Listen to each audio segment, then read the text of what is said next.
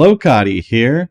Leveling is one of the most daunting tasks for new players in PoE, so for this season, Keepers of the Flame, we're going to have a leveling guide for every single class in PoE, as well as videos for select classes and ascendancies.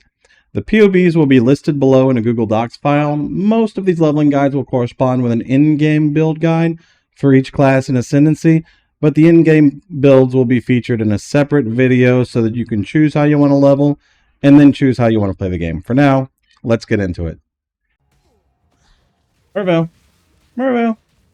We came in here with 0 cold res, and normally we would mule a decoy totem, but it's okay, we'll just wing it.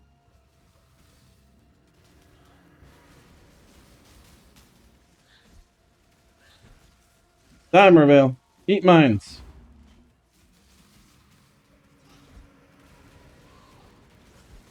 Also, a mana flask besides our level 1 mana flask would have been ideal.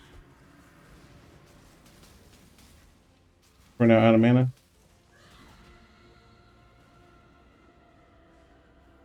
Technically speaking, I do have clarity.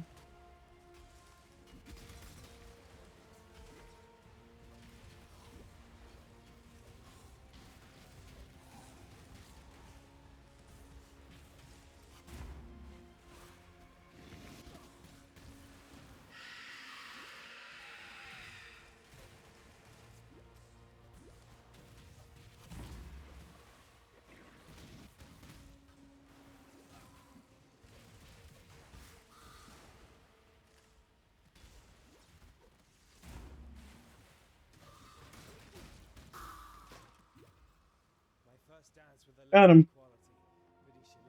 Quick refresh. We have moved through Trickery to Cold-Hearted Calculation, through Elemental Focus, picked up Resourcefulness and Blood Siphon. These are going to be important for survivability, and of course this is our main link for damage right now. We'll be moving up towards Trap Mastery, but probably going through Blood Drinker again from a survivability aspect. On to Act 2. Ominous time. Did switch over to Power Siphon Mines, which I would recommend they should do a little bit earlier. Stormblast Mine just falls off really quickly relative to Power Siphon Mines.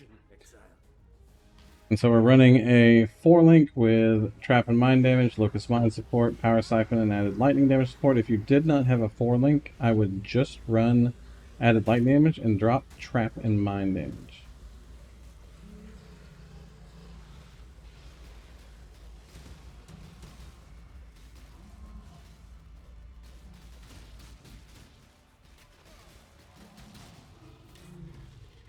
Well, good damage out of Power Siphon Mines. You are going to want an elemental damage wand. We are switching over to a shield in your offhand. Dual wield is only better for casters unless you have 2 exceptionally good wands. And so typically with an attack skill, we would prefer a single wand and then a shield. Did switch over to some diamond rings to get some additional crit because we are scaling crit heavy with all of our mine nodes here. And we have Mind Mastery down here. And we're probably going to be moving towards some more crit over here, and then down for some more survivability over here. Now, that'll be it for Act. That'll be it for Act 3. We'll move on to Act 4. In Act 4, we are going to switch over to rolling magma mines, but we will need to complete our ascendancy node first. And here we are at the end of our lab. On our mines everywhere.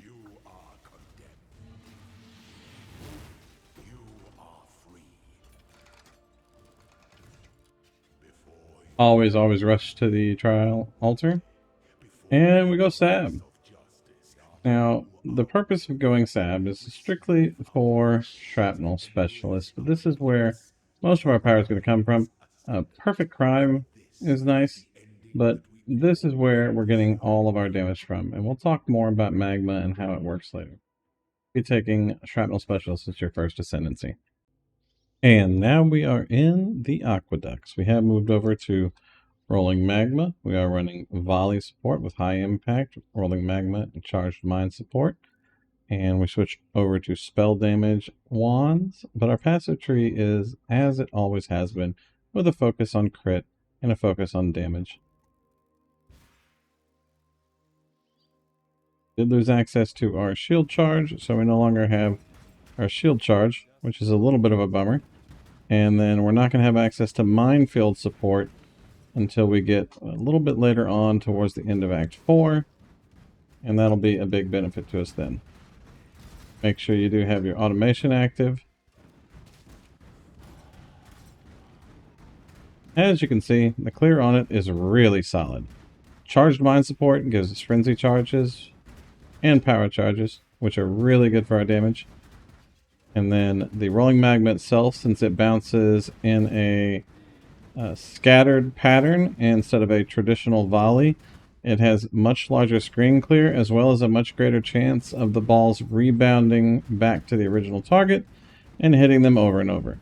And so that's the primary way that this is going to scale your damage, is by repeatedly hitting. Now, each bounce can hit a target one time. It doesn't matter how many balls there are. Each bounce can only hit the target one time. But the more we keep the balls continuing to bounce back and forth in a small area, the greater chance of it hitting the targets that we want it to hit.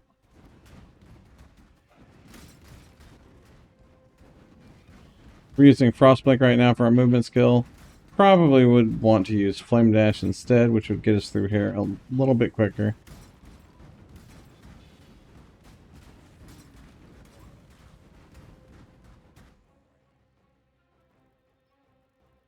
And on to Act 4. Welcome to the end of Act 4. We have made very little changes to the build because there is not a lot of content in Act 4. And so we're still using rolling magma, we're still using the same supports on it, and we are just kind of moving through the area right now. You do want to make sure that you are spamming out as much as possible. You don't need a large unreserved mana pool for it, as long as you have enough clarity to support the mine drop rate. And so we are using clarity along with skitter bots, Arctic armor for defenses, and automation on detonate mines so that we don't have to hold down D the whole time we're playing our character.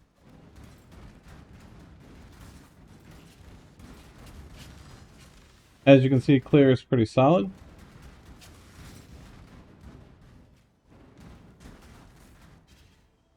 As is single target.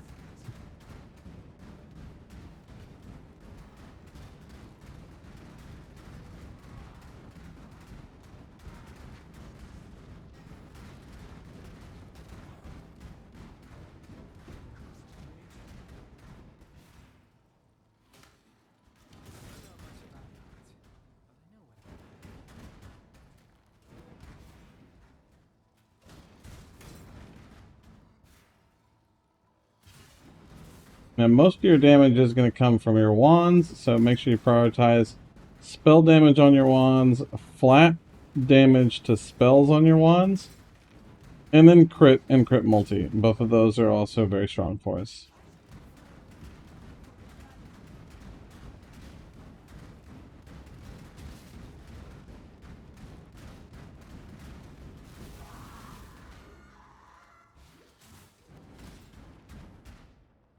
The resistances are a little tight on the build, so try to save up your currency for bench crafting on res on gear that has empty suffixes. And if you're having more trouble getting your resistances together, feel free to drop some offensive stuff like skitter bots and possibly your Arctic armor in order to run purity of elements to make up for those resistances in the meantime.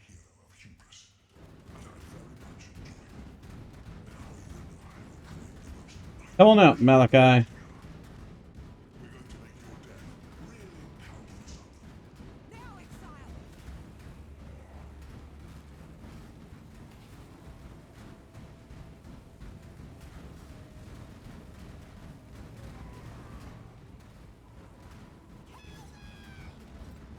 We will, happily, Piety. Happily.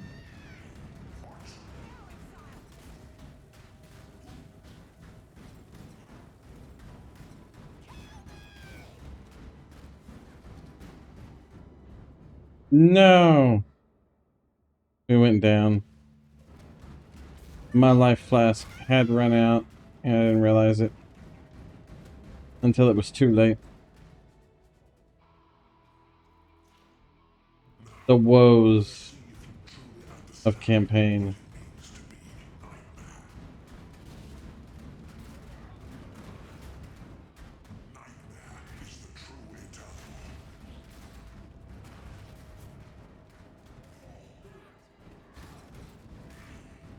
Almost went down there again.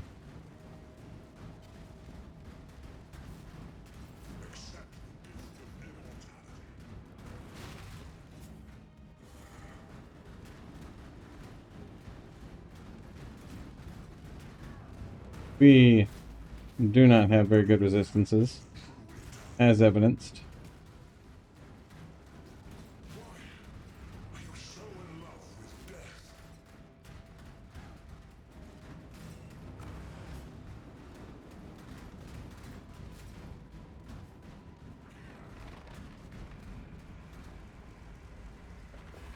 Act 4 over. Quick recap. We did move over and take Snow Forged, primarily for the 16% fire damage here and the 25% fire damage and minus 5% to elemental resistances here. We do have a relatively high crit, so we are igniting with crit. We don't need to carry any ignite percentage in particular. We're moving up here so that we can take Written in Blood as well as our Doomcast wheel here for more additional crit. And then we're still wanting to go down here for Blood Drinker, but it's just too much damage over here to pass up for right now. Damage gets you through the campaign faster. Bye. Alright, we are at the end of Act 5. We have included a Lightning Golem into our mix of skills that we're utilizing because a Lightning Golem increases attack and cast speed, which is synonymous with increasing mind throwing speed. Also giving us some mana regeneration per second, which is always nice to have, so that we can continue running a lower level clarity and still have unlimited casting from our rolling magma mines. You will start seeing 5 links available to you at the beginning of Act 5, and so as soon as you can, grab a 5 link. You want to link High Impact Mine, Minefield, Rolling Magma, Volley Support, and then finally Charged Mine Support in that 5 link on your character. And then wands, you're still just looking for spell damage or fire damage to spells from your wands so that you can get damage scaling on your character. The rest of your items are going to be utilized for movement speed, resistances, or defenses. Now let's go ahead and get our Katava kill in here and move on to Act 6. Playstyle is going to be the same from here on out, which is cast Rolling Magma Mines, let Rolling Magma Mines do all the work.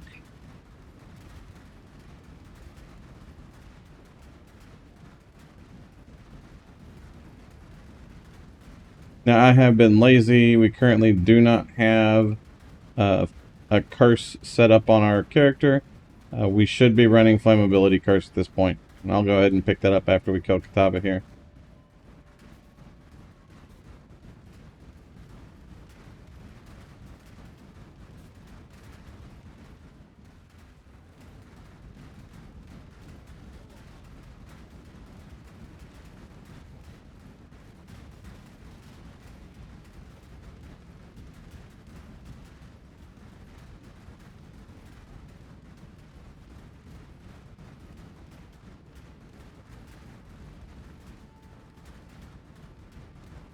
For mobility, we are still using Frostblink right now because technically Frostblink has a faster cooldown recovery than Flame Dash, and so will get you across the map faster.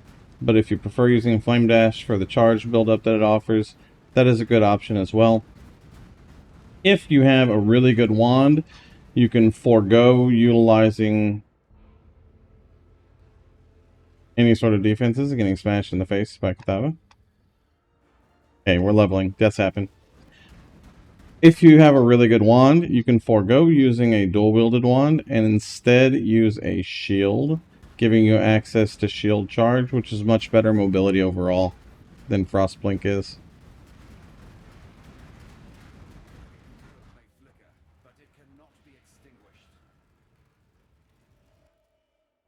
On to Act 6. Welcome to the end of Act 6. The only real changes we have made to the build have been to add this crit wheel to it and to make some adjustments to move down to destructive apparatus because it is such a huge quality of life as well as damage increase to the build. Our items are still the same. We're dual wielding wands. We just have generic armor and boots and rings and amulet that all just have life and resistances on them. And we are still running the same 5 link here. We did stop being lazy and added flammability into our character so that we do have access to a curse for rolling magma. And we're still using lightning golem as a support for our character. Let's go ahead and start the long ass RP4. Come on. Brine King is so slow. Or flasks. We should probably start including a quicksilver silver flask and a diamond flask. We don't need a mana flask anymore and haven't needed a mana flask for a while. So taking advantage of those spots would also be a good use.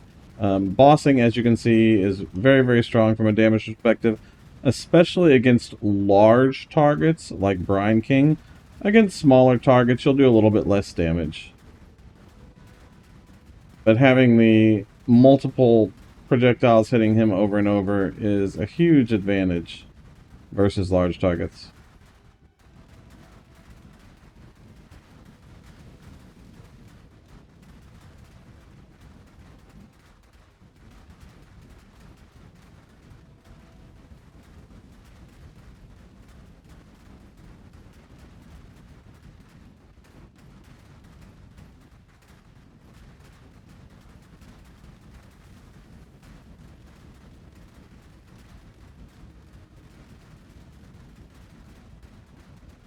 And Brine King down. And move on to X7. This is just a reminder. This is one of those zones that a lot of people get frustrated with. You'll always find the exit to this zone right here. Exactly a 45-degree angle towards the top left part of the screen, right here, from wherever the entrance is. Now, you might have to meander your way over there by going around stuff like this, so like that's impassable. So you have to go around here. But all you do is circle around. And then same thing, you circle around and you go back over here. And the entrance is always going to be right there.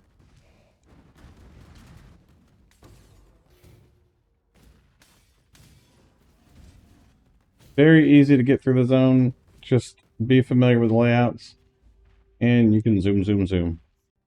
We are now at the end of Act 7. We have picked up Whispers of Doom, which gives us 2 curses, and we are now Arcanist branding, both an elemental weakness and a flammability. Everything else for the build remains mostly unchanged.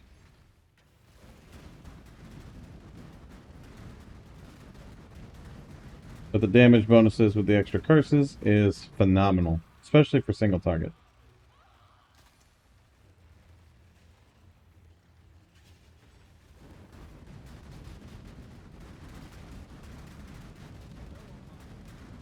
Goodbye, our Kali. Hello, Act 8. With Zaro dead, we're going to take our next Ascendancy node, which is going to be Perfect Crime. Perfect Crime is going to literally double the amount of magma balls on the screen, increasing the chances of having tons of overlapping balls. Causes them to do 35% less damage, which means it is a 30% overall damage increase to the character as well.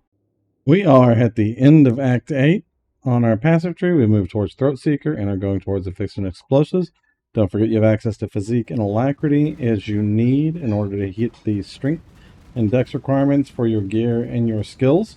We are still using our Arcanist brand for curses on the target, so make sure you Arcanist brand everything. And then make sure you do have your Lightning Golem out anytime he is available, because that is a large portion of your mana recovery alongside Clarity. Alternatively, you can use an Enduring Mana Flask on the character, but because it requires a very minimal amount of mana regen to power the character, I typically just stay with the Golem plus a lower level Clarity in order to keep us moving and saving up that mana flask slot for an additional offensive or defensive utility flask. Now, we don't actually have any Corrupted Blood immunity in the build at this point, so be careful in Blood Aqueducts and other areas. that have corrupted blood. But as you can see, the playstyle for clear through the different acts in the campaign is drop a couple of mines, blink through it, keep moving.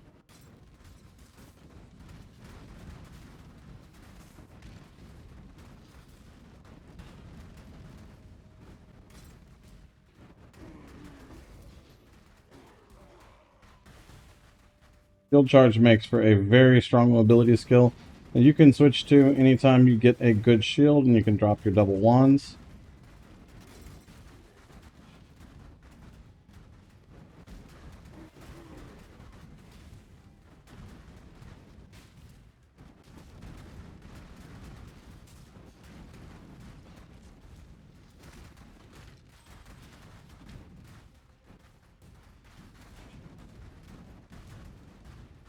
And Act 9. And we are coming up on the end of Act 9 here, going through all of Trinity's little side rooms.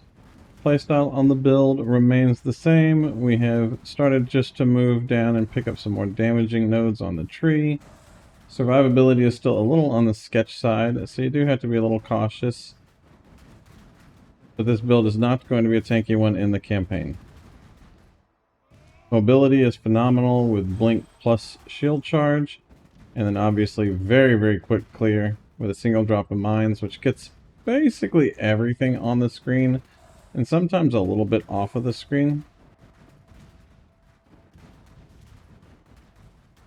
We are relying on health potions as our #1 source of recovery.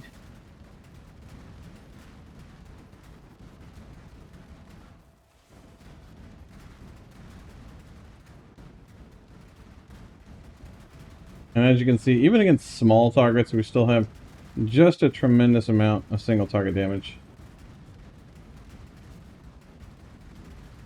But once we get to Trinity, you'll see that it is even greater versus much larger targets, where it is easier to overlap on the rolling magmas.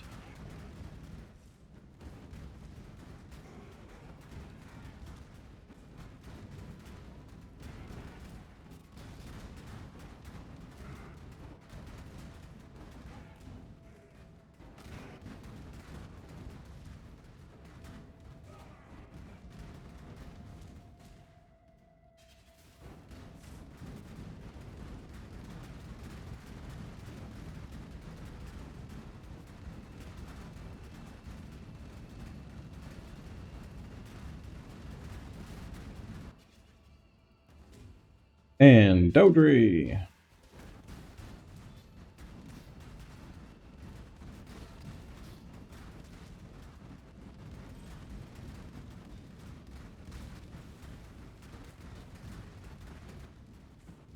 Chaos resistance is almost non-existent, so do be careful in these areas that have a lot of chaos res, or a lot of chaos damage.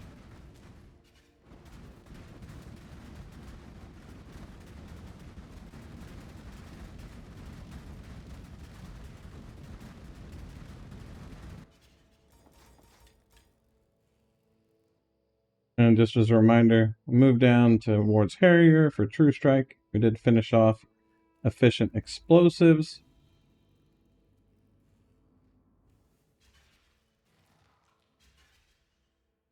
And it's Trinity time.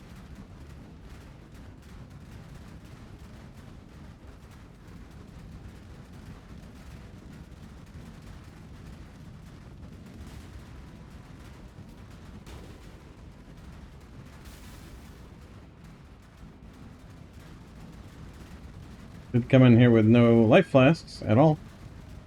We've got a charge from those guys. Down goes Trinity. Final act next. We are at Katava at the end of Act 10. We have made some optimizations to our passive tree just to get more survivability through our life nodes here, but it is relatively the same. All of our active skills are the same. Again, make sure that you try to keep your lightning golem out so that you can get the mana regen from it. And then, of course, utilize your curses through Arcanus Brand and dump out all of your mines.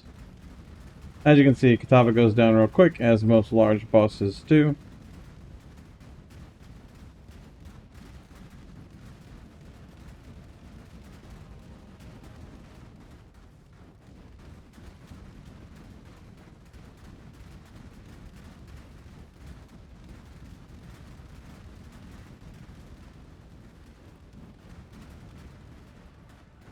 That breath hurts. One of the downsides of not having max res.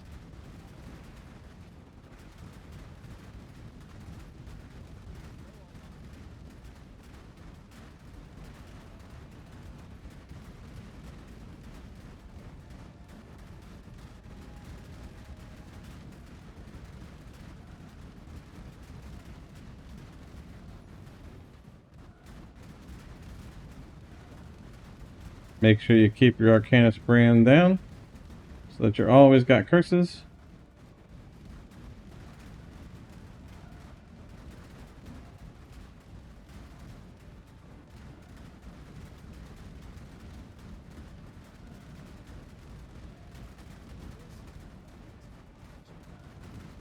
And reap your rewards.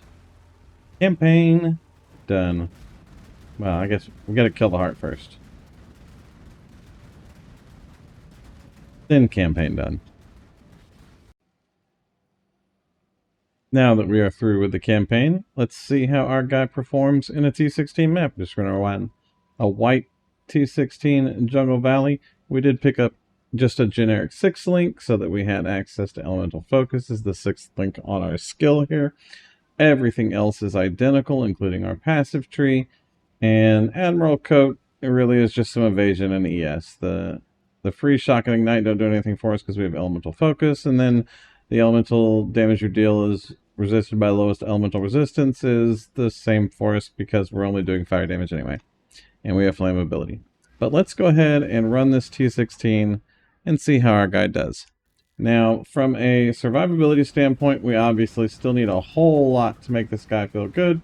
He's not really ready for T16s, but we're just showcasing what the build is capable of doing if you have the build set up the right way. And so as you can see, does really, really well in the T16. A Restless Ward armor would be really good for survivability. We do have a lot of synergy with charges on the build, and that is a good evasion ES base armor anyway, so you can start using that at level 71 and just use a rare, corrupted, or some other 6th link source until you can get the Restless Ward.